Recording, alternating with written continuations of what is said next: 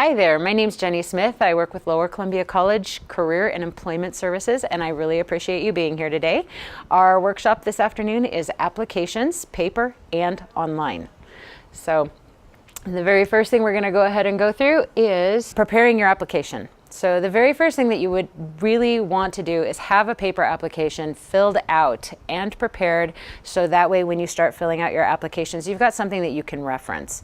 If you've got everything already completed, then you can take a look at the information that you may have actually acquired 6 or 7 years ago, and now you're going to be trying to remember all of that information. So prepare your application first. So your mock application will have dates, so current positions working backwards, your wages, your employer contact information, and go back at least 10 years. So unless you've been at one place for over that, then it's okay to just list that one place. Prepare your targeted resume. You can find out about that at a resume workshop, and your cover letter. You can scan, label, and email electronic copies of your recommendations to yourself as a PDF form, and in order to attach them during online applications. So these are all things that you want to go ahead and collect electronically, because a lot of the time when you are creating your online application, they're going to ask for attachments toward the end of the application. So, and finally, we don't talk about it in this workshop, but clean up your online presence. Make sure that your Facebook, your LinkedIn, your Twitter account, your Pinterest, YouTube, Instagram, make sure all of those are presentable for employers. So understand applications are entirely and completely different than resumes. So applications are a contract between you and your potential employer. So they are legally binding. You want to make sure that you fill out all of the information. So they are standardized. The formatting is restricted. So, and you want to make sure you fill in as many of the blanks as possible. Not applicable is an answer, and we'll go over that in a little while. So your resumes are kind of like your paper commercial. So the information that you have on there is marketing language, and you want to make sure that you put your best self forward, so it isn't standardized and it's specific to what makes you look the best. So it's different for each person. No two are alike. And with an application, they're designed to be standardized. Each one asks for exactly the same information. So resumes are free form. So the formats and the formats are, an organization have recommendations, but they are not restricted. So you could potentially make your formatting the way that you choose for it to be. The common pitfalls when you are creating your application. So very first thing you want to make sure that you do not lie on your applications. Don't lie on your resumes either. You're putting your best self forward, and that potentially can be done without lying, but on your application you do want to fill in all the information and make sure that it's not a lie. So if you are going to a kiosk, so something at the store, make sure that you prepare. Bring an application with you, dress nicely. Do not bring anybody with you. If you have children and you're trying to have them wait in the car, that's not going to work, because eventually they come in. Don't have mom or dad standing behind you at a kiosk. That kind of tells an employer that maybe you don't really want to be there. So when you go to a kiosk, dress nice, not in sweatpants and a sweatshirt.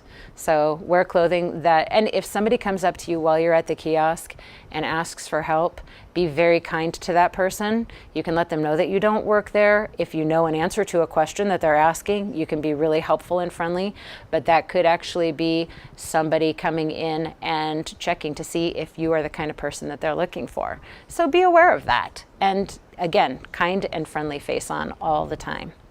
Make eye contact. Be engaged. So on your resume, another thing that you want to make sure that you do is follow all of the instructions. If it tells you to, if the application tells you that you have to turn in 4 additional documents, including a cover letter and a resume. You want to make sure that you get all of those documents turned in. You can't just turn in part of them and hope that you're going to get the job. You could be put into the no pile just by not submitting the forms that they require. So do not leave a filled blank. If there is no answer, not applicable, NA is an answer. See resume is not an answer.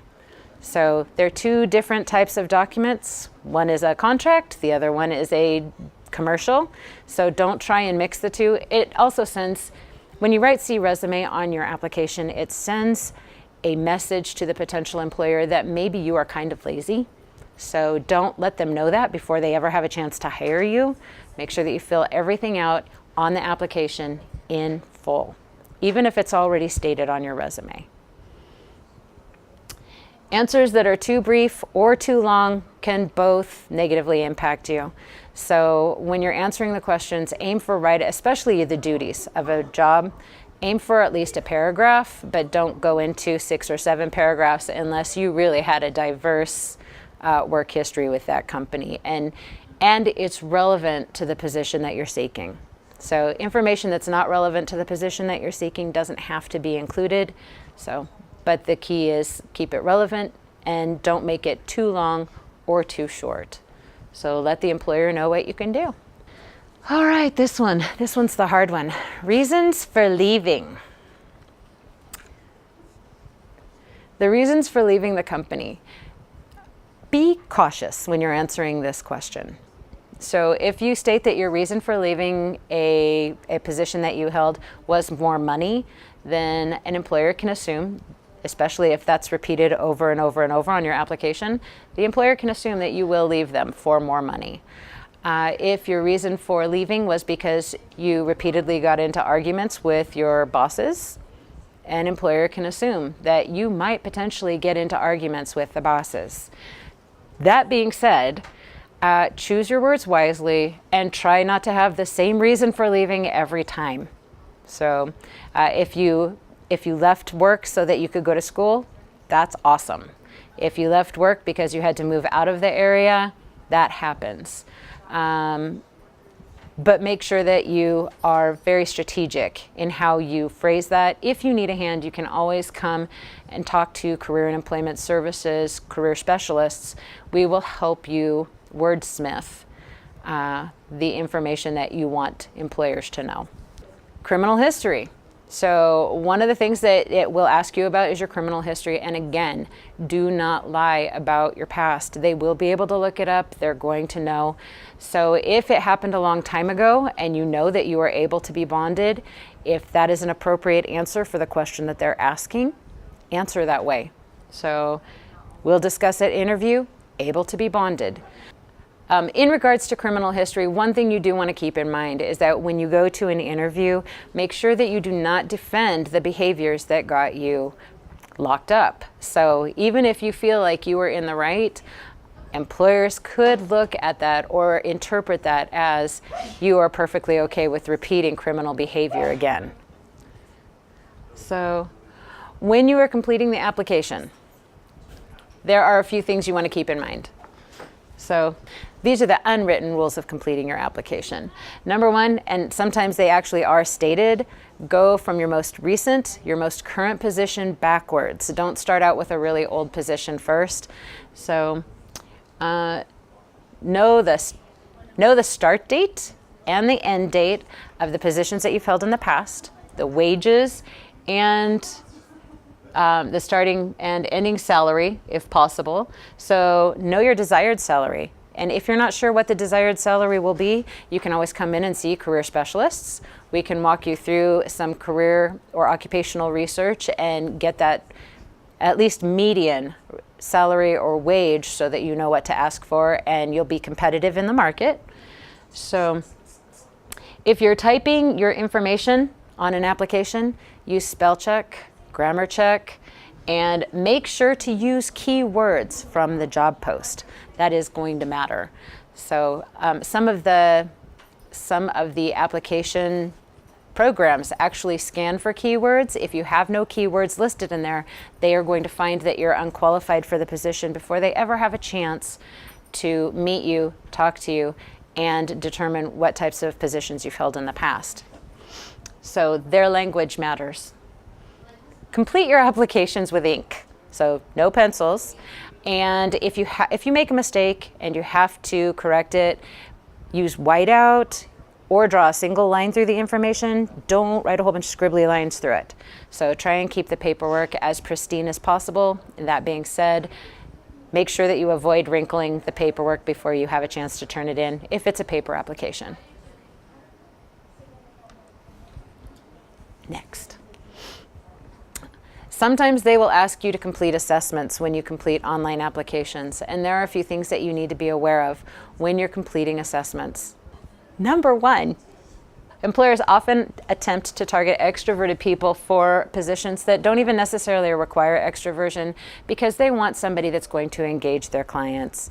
So if somebody is willing to say, "Hi, how can I help you?" that is much more professional and much more outgoing than somebody who's going to wait for a potential customer to come up to them and address them first. Or make contact with them first. So if you have the opportunity to present yourself as a little bit more outgoing, that is not going to hurt your shots at getting into a position. So when you are answering questions in your assessments, make sure that you're answering your questions based on your work performance, not based on the things that you do at home. So sometimes we get, well, this is how I do it during one time, this is how I do it during another time, so I'm going to merge the two. So use only work performance. That's what your employer wants to know anyway. So assessments can potentially test for things like honesty and integrity. If that happens, the way that you answer the questions has to be consistent.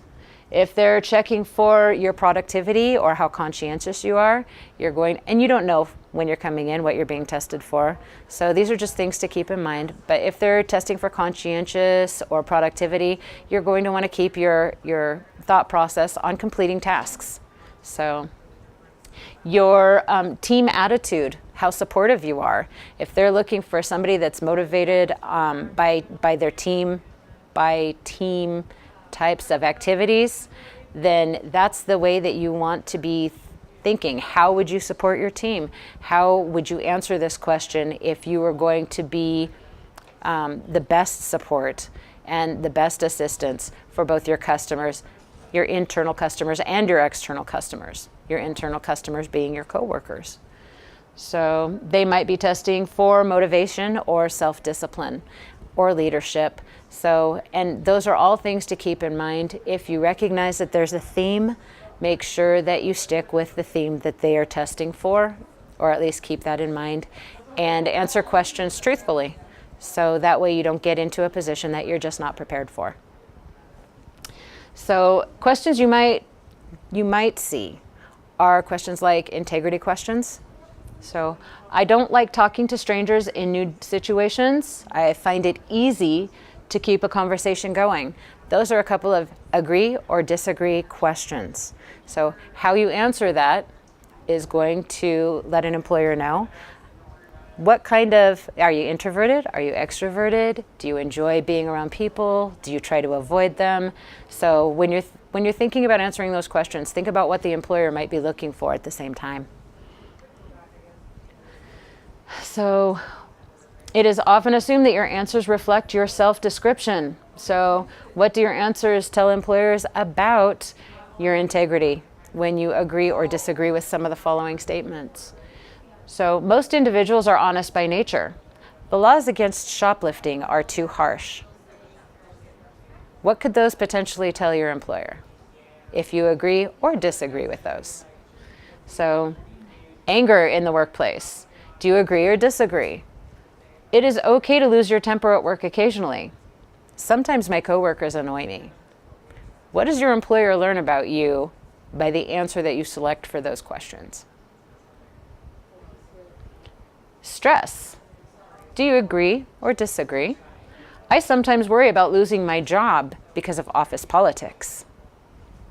I do not get upset if my work is criticized by my manager. Do you agree or disagree? And what could that potentially relay to your potential employer? And then in personal motivation, do you agree or disagree? I admire those who work long hours. Work can be an addiction, like gambling. So no matter how you decide to answer those questions, it tells your employer something. So be aware that you're saying things. So control questions. One way that companies determine if you're honest is with absolutes. Questions that are always and never questions. So just be aware that I always tell others exactly what I think. Answering yes to that or agreeing to that might not be the very best answer. So I've never been bored at work. That could actually be telling an employer that maybe you're not entirely honest. So I've never missed a deadline at work. None of my colleagues have ever upset me. I never regret my decisions once I've made them. I will happily see people, whatever the situation.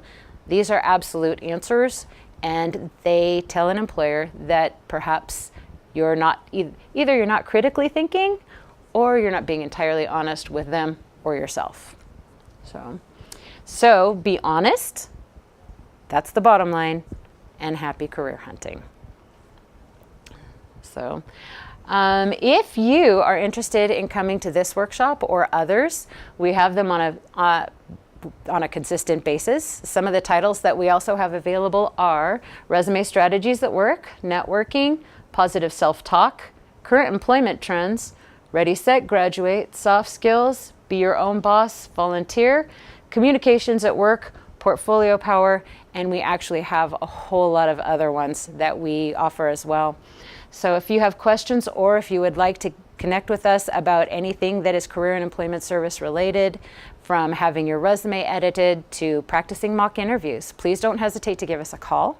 The number here is 360-442-2330, or you could email us at careerhlp@lowercolumbia.edu.